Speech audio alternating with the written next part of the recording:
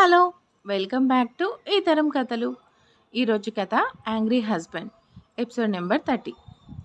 కథను రచించిన వారు సుజాత గారు, వాయిస్ ఓవర్ శ్వేత. ఇక లేట్ చేయకుండా స్టోరీలోకి వెళ్ళిపోదాం.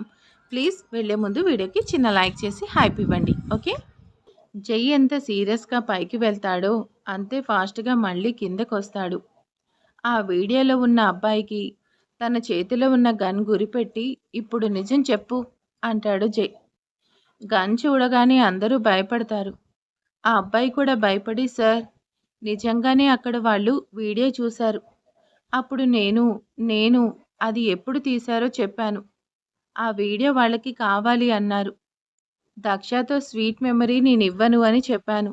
ఆ మాటకి జై సీరియస్గా చూస్తాడు. అప్పుడు ఆ వీడియోని బేరం పెట్టాను. ఈ ఒక్క వీడియోని 10 లక్షలు ఇచ్చి కొనుక్కున్నారు సార్. ఈ విషయం ఎవరితో చెప్పకు అన్నారు. ఇందాక మీకు అబద్ధం చెప్పాను అని భయంగా చెప్తాడతను.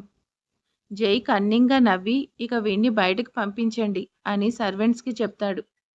అదేంటన్నయ్య అలా వదిలేశావు అని అడుగుతాడు లడ్డు. వదిలేయలేదురా, ఇంకా ఇరికించాను. నాకేం అర్థం కాలేదు అంటాడు ఆది. ఇప్పుడు మీరు అప్లోడ్ చేసిన వీడియో రోహిత్, సీమ కూడా చూస్తారు కదా. అవును, చూస్తారు. అయితే 10 లక్షలకి కొనుక్కున్నారు అనే విషయం మనకు తెలుసు.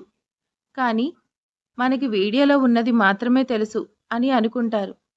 మన ఇంటి దగ్గర రోహిత్ మనుషులు ఉన్నారు. ఇప్పుడు వెంటనే వాడిని తీసుకొని వెళ్తారు. జైకి ఏం చెప్పావు చెప్పు అని రోహిత్ వాడిని కొడతాడు. మా దగ్గర 10 లక్షలు తీసుకొని మమ్మల్ని మోసం చేశావని కోపంగా అంటాడు రోహిత్. కానీ ఈ వీడియోలో అసలు డబ్బు గురించి మాట్లాడలేదు. వీడు నేను ఏమీ చెప్పలేదు అంటాడు. పైగా ఈ 10 లక్షల విషయం మనకి చెప్పినట్టు వీడు కూడా అక్కడ ఒప్పుకోడు. 10 లక్షల విషయం మనకు తెలుసా లేదా అనే ఫుల్ కన్ఫ్యూషన్లో ఉంటాడు రోహిత్. కానీ రోహిత్ వాళ్ళు నమ్మరు కదా. నాకు విషయం ఎక్కడ తెలిసిపోయింది, మళ్ళీ ఎలాంటి ప్లాన్లు వేసి వాళ్ళని ఇబ్బంది పెడతానని రోహిత్, సీమ అల్లాడిపోతూ ఉంటారు. వాళ్ళు ఏం చేస్తారో అని ఈ వీడియోలో ఉన్న అబ్బాయి భయంతో చస్తూ ఉంటాడు. కానీ ఇప్పుడు మనం ఎలాంటి యాక్షన్ తీసుకోకుండా వాళ్ళని టెన్షన్ మాత్రమే పెడతాం అని కన్నింగా నవ్వుతాడు జై. అందరూ జై వైపు చూసి వామ్మో అనుకుంటారు. అసలు విషయం తెలిస్తే తెలిసింది అని రిలాక్స్గా ఉంటాడు రోహిత్. కానీ ఇప్పుడే తెలిసిందా తెలియలేదా, తెలిస్తే జై రియాక్షన్ ఏంటి, ఇంకా ఏం ప్లాన్ చేస్తున్నాడని టెన్షన్ పడుతూ ఉంటారు. తాతయ్య, నీకు తెలియదు కదా, మొన్నేం చేశాడో తెలుసా?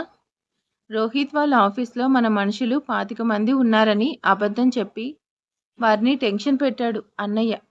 ఆ రోజు జరిగింది మొత్తం చెప్తాడు ఆది. ఏంటి బావా, ఇంత క్రిమినల్ బ్రెయిన్ ఆలోచిస్తున్నావు అని నవ్వుతూ సరదాగా అడుగుతుంది రమ్య. బిజినెస్లో ఎలాంటి ప్రాబ్లమ్స్ వచ్చినా నేను భయపడను, ధైర్యంగా ఎదుర్కొన్నాను. వాళ్ళని తిప్పికొట్టే తెలివితేటలు, ధైర్యం కూడా ఉన్నాయి. బిజినెస్లో ఏదైనా గొడవ ఉంటే అది అంతవరకే ఉండాలి. కానీ వీడు 100 అడుగులు ముందుకు వేసి ఫ్యామిలీ జోలికి వస్తాడు. అందులో నా వైఫ్ అన్ని దక్ష చేయి పట్టుకుని దగ్గరికి లాగి తనని బ్యాడ్ చేయాలని చూశాడు. అలా చేసిన వాళ్ళని ఎలా వదిలేస్తాను? అందుకే ఇద్దరిని ఇరికించాను. అంటే ఇప్పుడు ఆ వీడియోలో ఉన్న అబ్బాయి నేనేం చెప్పలేదు అని మొత్తుకుంటూ ఉంటాడు. రోహిత్ నమ్మకుండా వాడిని కొడుతూ ఉంటాడు. డబ్బు విషయం తెలిసి ఎలాంటి యాక్షన్ తీసుకుంటానని టెన్షన్లో చేస్తూ ఉంటాడు. అందుకే ఇలా చేశాను. వామ్మో, ఇంత క్రిమినల్ బ్రెయిన్ ఉందా నీకు అని దక్ష ఆశ్చర్యపడుతూ చూస్తూ ఉంటుంది. ఇక జై ఏం మాట్లాడడు, సైలెంట్గా తన రూమ్లోకి వెళ్ళిపోతాడు. తాతయ్య మనతో బాగానే ఉన్నాడు కదా, కానీ రోహిత్ విషయం దగ్గరికి వచ్చేసరికి చాలా తెలివిగా ఆలోచిస్తున్నాడు. వాళ్ళు ఎన్ని ప్లాన్లు వేసినా వీడు తిప్పి కొడుతున్నాడు. పైగా వాడే టెన్షన్ పడేలా చేస్తున్నాడు. వామ్మో, వీడికి ఎన్ని తెలివితేటలేంటి తాతయ్య అని రాఖీ అంటాడు. అందుకేరా వాడు నెంబర్ 1 బిజినెస్ మ్యాన్ అయ్యాడు అని గర్వంగా చెప్పాడు శ్రీనివాసరావు గారు. ఎవరు ఏం చెప్పేది దక్ష వినడం లేదు, సైలెంట్గా నిలబడింది. నేను కూడా నా శ్రీవారిని తప్పుగానే అనుకున్నాను, విషయం తెలియకుండా అనవసరంగా ఏడ్చేశాను అని తనలో తాను అనుకుంటూ ఉంటుంది దక్ష. పైకి వెళ్ళమ్మా అని వాళ్ళ అమ్మ చెప్తుంది. అవునక్క, నిన్నటి నుండి ఇద్దరు ఏమీ తినకుండా ఉన్నారు కదా అని వెంటనే ట్రేలో అన్నీ సర్ది, ఇద్దరు తినండి, నువ్వు పైకి వెళ్ళిపో అని రమ్య తన చేతికిస్తుంది. వెళ్ళి వాడితో ఒకసారి మాట్లాడు అని శ్రీనివాసరావు గారు కూడా చెప్పడంతో దక్ష మెల్లిగా పైకి వెళ్తుంది. అబ్బా! తుఫాను వచ్చి వెలిసినట్టుగా ఎంత ప్రశాంతంగా ఉందో. మనం కూడా భోజనాలు చేద్దాం అని అందరూ డైనింగ్ టేబుల్ దగ్గరకు వస్తారు. నిన్నటి నుండి అందరూ అలాగే ఉన్నారు. కూర్చోండి, అందరూ తినండి అని హడావిడి చేస్తారు శ్రీనివాసరావు గారు. రోహిత్ అబ్బాయిని బాగా కొడుతూ ఉంటాడు. నన్ను కొట్టకండి సార్. మీరు వీడియోలో చూశారు కదా, నేను అస్సలు డబ్బుల విషయం మాట్లాడలేదు అంటాడు. కాదురా, జయ్యంత తేలిగ్గా వదల్డు. ఇదంతా నేనే చేశానని ఈ పాటికి అర్థమయ్యి ఉంటుంది. తను మళ్ళీ ఏం ప్లాన్ వేస్తాడో అని భయపడుతూ ఉంటాడు రోహిత్. ఏదో ఒక చెత్త పని చేయడం దేనికి, ఆ తర్వాత ఇలా బయటపడడం దేనికి అనేది మాత్రం రోహిత్కి అర్థం కావట్లేదు కూడా. వీడిలా దొరుకుతాడు అని నేను ఊహించలేదు. అందుకే ఈ వీడియో అప్లోడ్ చేయమని చెప్పాను. కానీ వీడు అడ్డంగా దొరికిపోయి మన ప్లాన్ మొత్తం నాశనం చేశాడు అని సీమ అరుస్తూ ఉంటుంది. జై ఎక్స్పెక్ట్ చేసిన విధంగానే ఇక్కడ జరుగుతుంది. ఇక వీరితో మనకు పని లేదు. బయటకు పంపించండ్రా. అమ్మో, ప్రాణాలతో ఉంటే చాలరా బాబు అని పరిగెత్తుకుంటూ పారిపోతాడు అబ్బాయి. ఎక్కడ ఎలాంటి క్లూ లేకుండా వాడిని భార్య పరువు తీయాలి అనుకున్నాను. కానీ ఇంత ఈజీగా అడ్డంగా దొరికిపోతామని ఎక్స్పెక్ట్ చేయలేకపోయాను. ఇద్దరు తమ బుర్రలకి పదును పెడుతూ ఉంటారు. తర్వాత ఏం చెయ్యాలా అని. దక్ష నెమ్మదిగా ఆ రూంలోకి అడుగుపెట్టి తన చేతిలో ఉన్న ట్రేని డ్రెస్సింగ్ టేబుల్ మీద పెట్టి చుట్టూ చూస్తుంది. కానీ జై ఎక్కడా కనిపించాడు. అప్పుడే స్నానం చేసి వాష్రూంలో నుండి బయటకు వస్తాడు. ఒంటి మీద టవల్ మాత్రమే ఉంటుంది. దక్ష వెళ్ళి ఫాస్ట్గా హక్ చేసుకుంటుంది. సారీ శ్రీవారు, నిజంగా భయమేసింది. మీరు ఏం మాట్లాడకుండా వెళ్ళేసరికి ఏడుపొచ్చింది. మీరు నా మీద అనుమానం. ఆ మాట మాట్లాడకుండా దక్ష నోటికి తన చేతిని అడ్డం పెడతాడు జై. దక్ష జై చేతిని తీసి, ఇన్ని రోజులు నేను మిమ్మల్ని ఎక్కువగా ప్రేమిస్తున్నాను అనుకున్నాను. నా భర్త అంటే నాకు ప్రాణం. ప్రపంచంలో అందరికన్నా తనని నేను బాగా ప్రేమిస్తున్నాను అనుకుంటున్నాను. అందుకే మీకు కొంచెం కోపం వచ్చినా లైట్ తీసుకుంటాను. కానీ నిజమైన ప్రేమ అంటే ఏంటో ఇప్పుడు మీరు చూపించారు. మీరు చూపించే ప్రేమ ముందు నా ప్రేమ చాలా తక్కువగా అనిపించింది. నీ మీద నాకు ఎంత ప్రేమ ఉందో దానికంటే 100 రెట్లు ఎక్కువ నమ్మకం ఉందని నిరూపించారు. నాకు ఇంకేం కావాలి చెప్పండి. దక్ష ఏంటిది అన్నీ తన కన్నీళ్లు తుడిచి, నేను ఒక ప్రశ్న అడుగుతాను, ఇదంతా నిజమేనా అని నీకు తెలుసా అని. అప్పుడు నీ కళ్ళలోకి మాత్రమే చూశాను. నువ్వు నిజం చెప్తున్నావని అర్థమైంది. ఆ వీడియోలో ఉన్న అబ్బాయి ఫోటోని పూణేలో ఉన్న నా ఫ్రెండ్కి పంపించాను. వాళ్ళు క్షణాల్లో అడ్రస్ లొకేషన్స్ అన్నీ షేర్ చేశారు. అలా వెళ్ళి ఇలా తీసుకొచ్చాను. అయినా నువ్వు అంతలా ఏడుస్తూ ఉంటే తట్టుకోలేకపోయాను. చెప్పాను కదా, నాకు ఓదార్చడం చేత కాదు. అందుకే నువ్వు ఆ తప్పు చేయలేదని నిరూపించాను. మళ్ళీ నీ సంతోషాన్ని చూశాను. అది చాలు నాకు. ప్రేమని ఇలా చూపించడమే వచ్చు అని కన్నీళ్లు తుడుస్తూ చెప్పాడు. ఈ సంతోషంలో నాకు మాటలు రావట్లేదు శ్రీవారు అంటుంది దక్ష. నీ ప్రేమ నాకు జన్మజన్మలకి కావాలి అంటూ కన్నీళ్లు పెట్టుకుంది.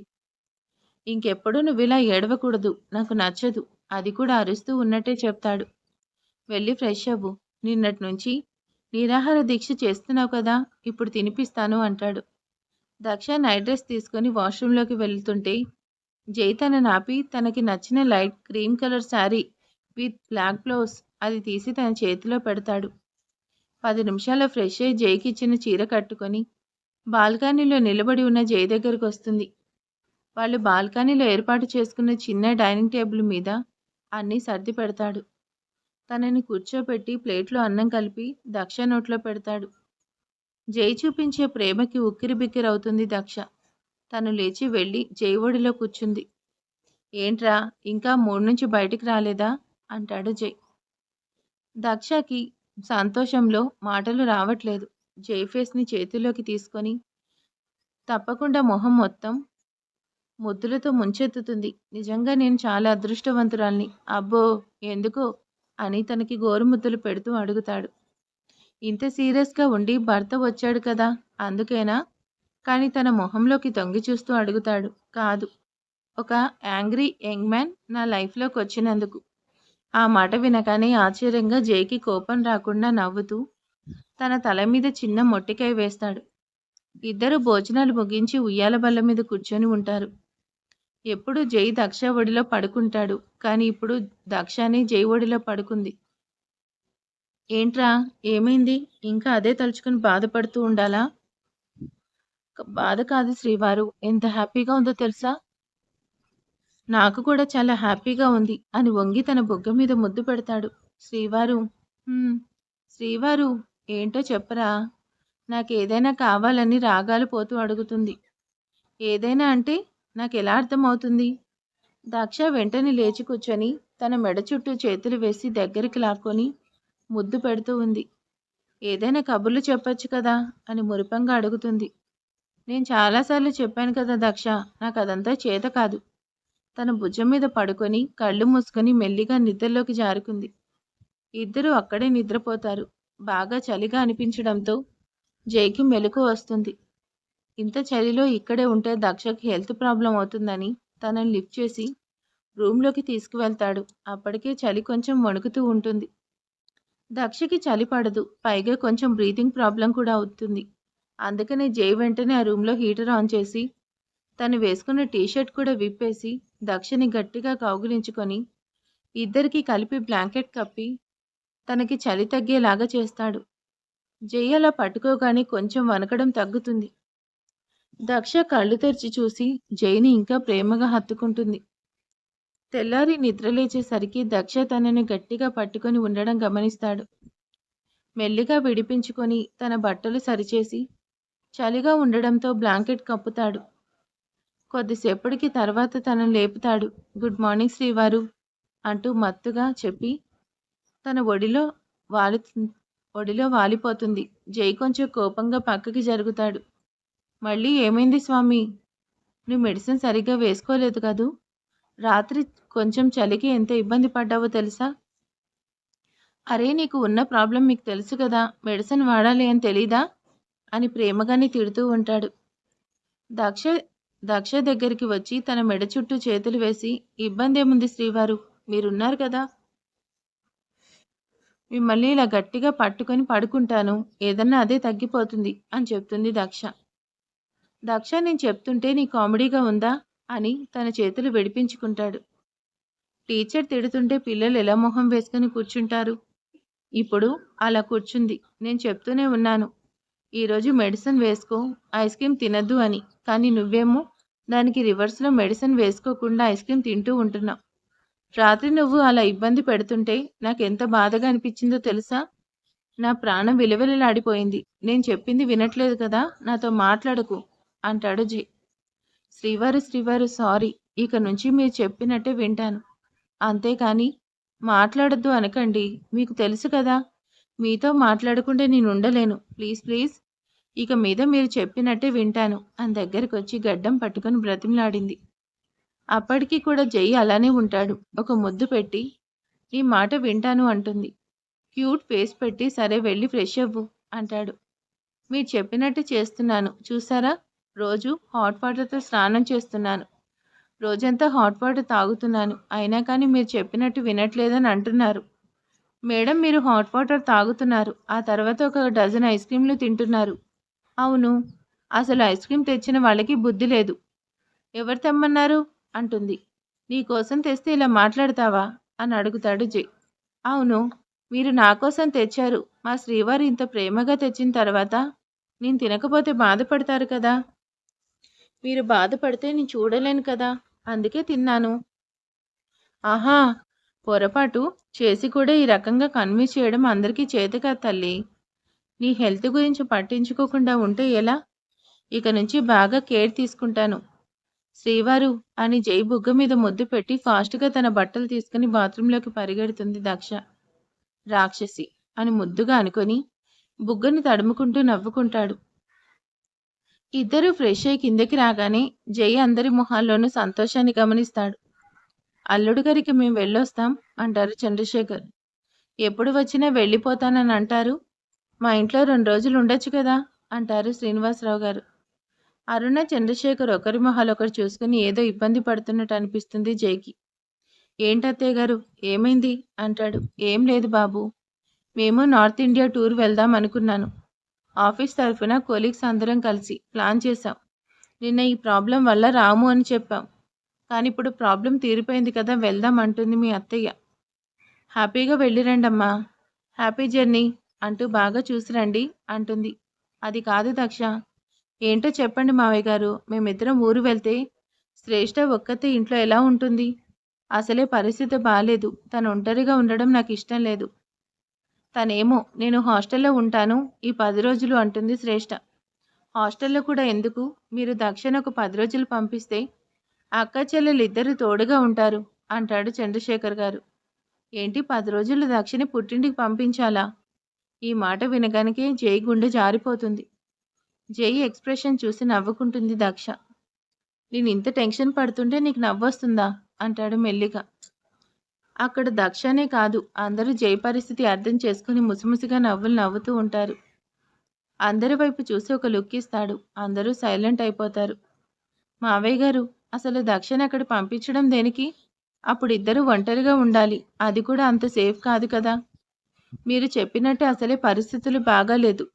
వాళ్ళిద్దరూ అలా ఒంటరిగా కూడా ఉండకూడదు. అందుకని శ్రేష్ఠని 10 రోజులు ఇక్కడే ఉండమని చెప్పండి. ఇక్కడైతే తను ఒంటరిగా ఫీల్ అవ్వాల్సిన అవసరం ఏముంది? ఇంతమంది ఉన్నాం. ఇంట్లో వాళ్ళతో కలిసి హ్యాపీగా కలిసి ఉంటుంది. అది కాదు బాబు. మీరేం మాట్లాడకండి. ఎప్పుడొచ్చినా ఉండకుండా వెళ్ళిపోతున్నారు. కనీసం ఇప్పుడైనా తనను ఒక 10 రోజులు మా ఇంట్లో ఉండనివ్వండి. అప్పుడు తన ఇంట్లో ఒంటరిగా ఉండాల్సిన అవసరం లేదు. తను కూడా మా ఇంట్లో ఉన్నట్టు ఉంటుంది. నాకు కూడా హ్యాపీగా ఉంటుంది. అంతేకాకుండా ఇంట్లో ఎవరు ఉండరు కాబట్టి మీ అమ్మాయి ఇష్టం వచ్చినట్టుగా ఐస్ క్రీమ్ తింటుంది. అలా తినడం తన హెల్త్కి అస్సలు మంచిది కాదు. అందుకని శ్రేష్ఠని ఇక్కడ ఉండడమే కరెక్ట్. అప్పుడు దక్ష అక్కని అక్కడికి పంపించే అవసరం కూడా ఉండదు కదా బావా అని జై దగ్గరికి వచ్చి మెల్లిగా అంటుంది రమ్య. నువ్వు మోసుకో అంటాడు చిన్నగా. జై బాధ అక్కడున్న అందరికీ అర్థమవుతుంది. అత్తమామలు కూడా. సరే నీ ఇష్టం. మీరందరూ చెప్పినట్టుగానే శ్రేష్ఠ మేము ఊరి నుంచి వచ్చే వరకు ఇక్కడే ఉంటుంది అంటాడు. మామగారు ఆ మాట చెప్పగానే ఎంతగానో సంతోషపడ్డాడు జై. శ్రీవారు నన్ను పంపించకుండా మా చెల్లిని ఇక్కడ ఉంచుతున్నారన్నమాట. బాగానే ప్లాన్ చేశారు అనుకుంటుంది దక్ష. మామగారు, నాకు రావడం కుదరకపోవచ్చు. దక్షని కూడా మీతో పాటు తీసుకువెళ్ళండి. మీ లగేజ్ ప్యాక్ చేయడంలో హెల్ప్ చేస్తుంది. మీరు వెళ్ళిన తర్వాత అక్క చెల్లెలిద్దరు ఇక్కడికి వస్తారు అంటాడు జై. అబ్బా, ఎంత ప్రేమ చూపిస్తున్నారు శ్రీవారు మా అమ్మా నాన్న మీద. నన్ను పంపించడం కుదరదు అని చెప్పి బ్లాక్ చేశారు. మళ్ళీ వాళ్ళ హెల్ప్ చేయమని చెప్పి ఐస్ పెడుతున్నారు. అబ్బా, మీ తెలివితేటలు మామూలుగా లేవు.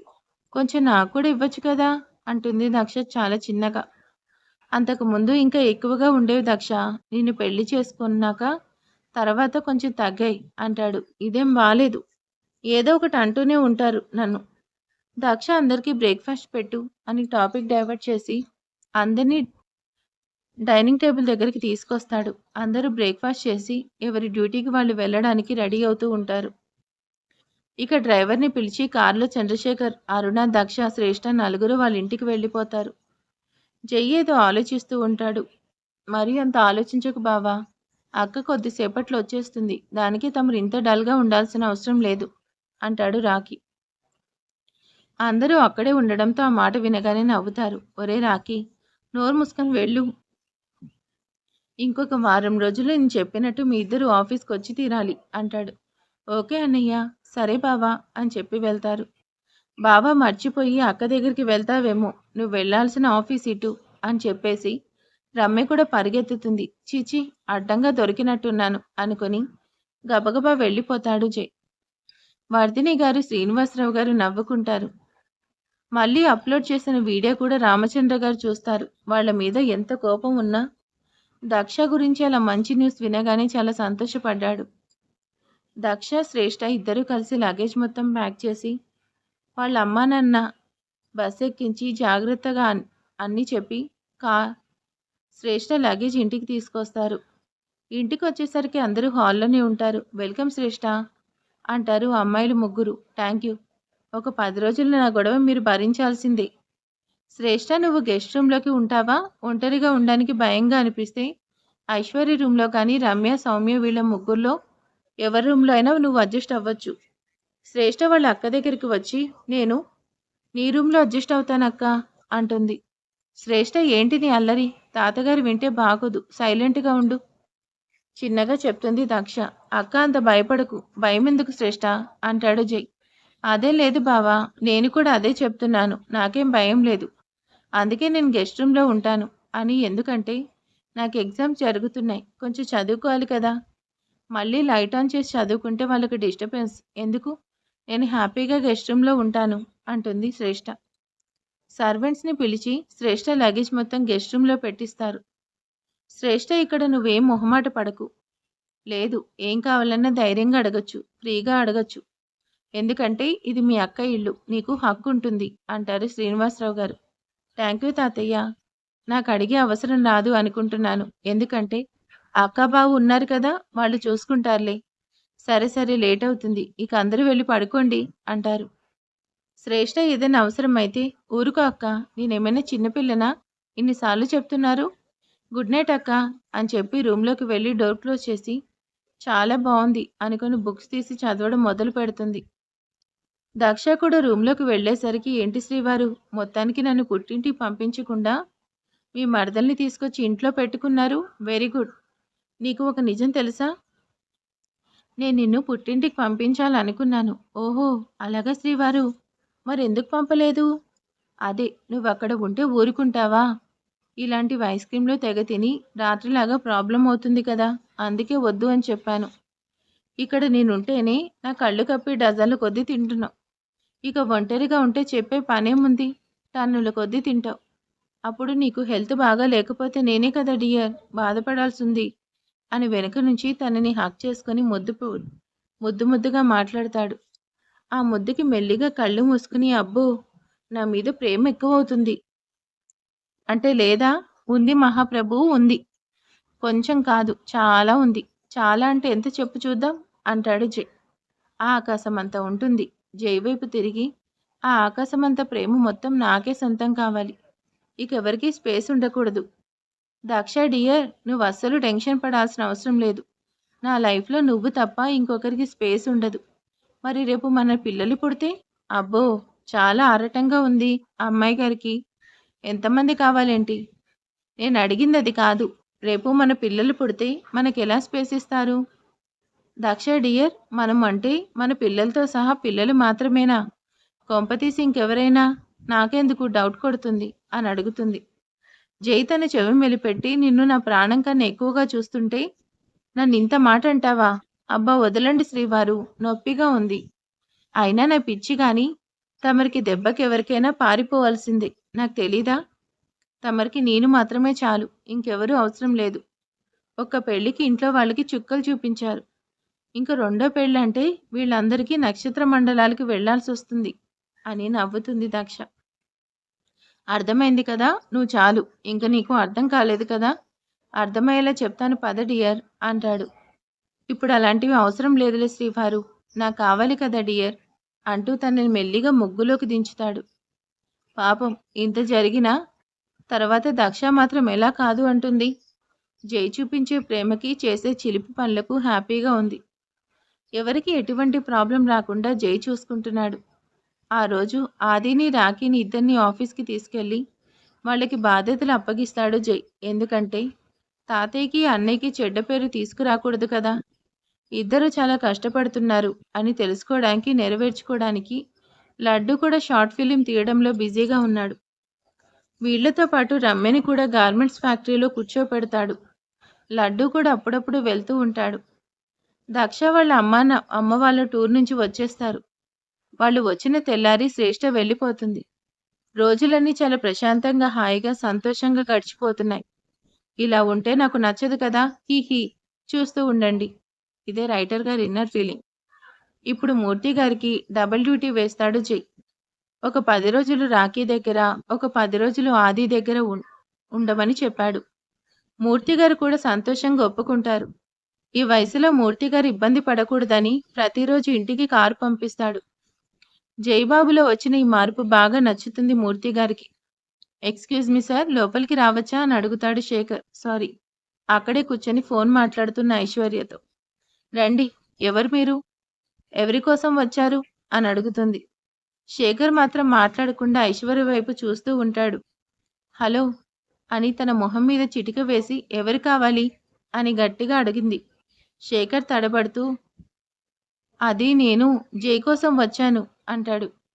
అన్నయ్య కోసం వచ్చారా? కూర్చోండి పిలుస్తాను అని జైకి ఫోన్ చేసి నీకోసం శేఖర్ వచ్చారు అని చెప్పి 5 మినిట్స్ వెయిట్ చేయండి, అన్నయ్య వస్తున్నాడు.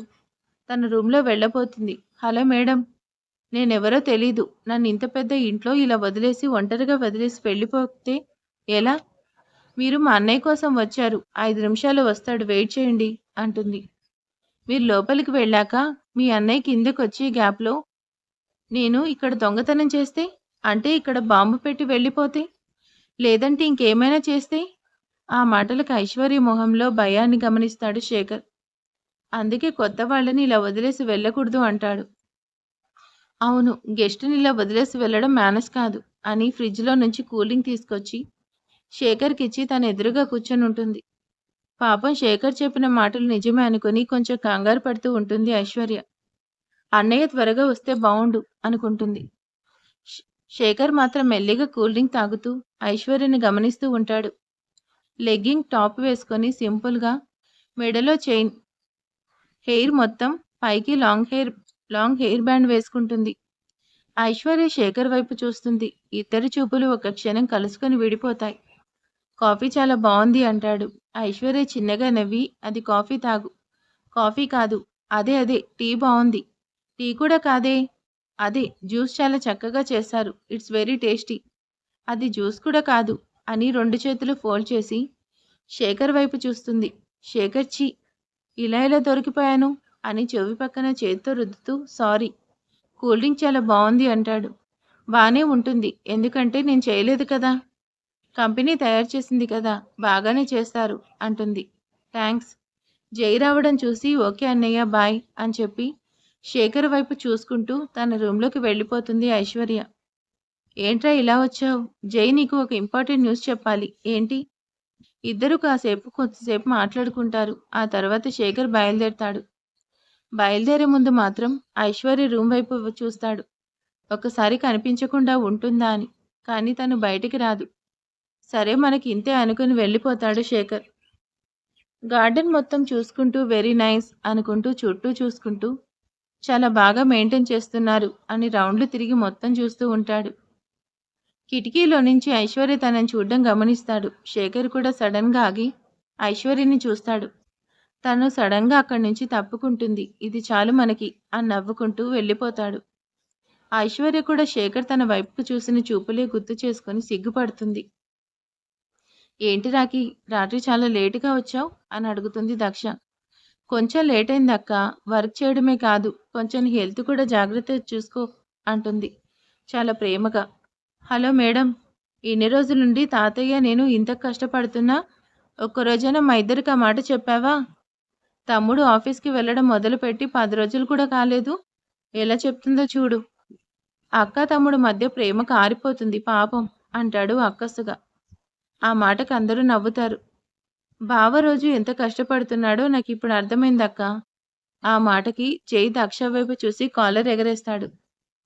ఇంతకీ ఆది ఏడి? ఏదో పనుందని బయటికి వెళ్తున్నా అని చెప్పి వెళ్ళాడు అని చెప్పారు వర్ధిని గారు. వదినా, ఆది అని గుమ్మం వైపు చూపిస్తాడు లడ్డు. గుమ్మం వైపు చూసేసరికి అందరూ ఒక్కసారిగా లేచి నిలబడతారు. ఎందుకంటే ఆది ఒంటరిగా రాలేదు. మెడలో పూలమాలతో పక్కన తన భార్యతో కలిసి అక్కడికొచ్చాడు. ఆది శ్రేష్ఠ పెళ్లి చేసుకున్నారు. వాళ్ళిద్దరిని అలా చూడగానే దక్ష చేతిలో ఉన్న చట్నీ గిన్నె జారి కింద పడిపోయింది. సడన్గా ఇదేం ట్విస్ట్, ఆది శ్రేష్ఠని పెళ్లి చేసుకోవడం ఏంటి? ఏమన్నా కథ జరిగిందా, లేకపోతే లవ్ ఏదన్నా స్టార్ట్ అయ్యిందా? చూద్దాం, నెక్స్ట్ పార్ట్లో ఏమైనా తెలుస్తుందేమో. ఈ వీడియో ఈరోజు ఎలా ఉంది, మీ అందరికీ నచ్చిందని అనుకుంటున్నారు? ప్లీజ్ లైక్ చేసేయండి, కామెంట్ చేసేయండి. Thank you.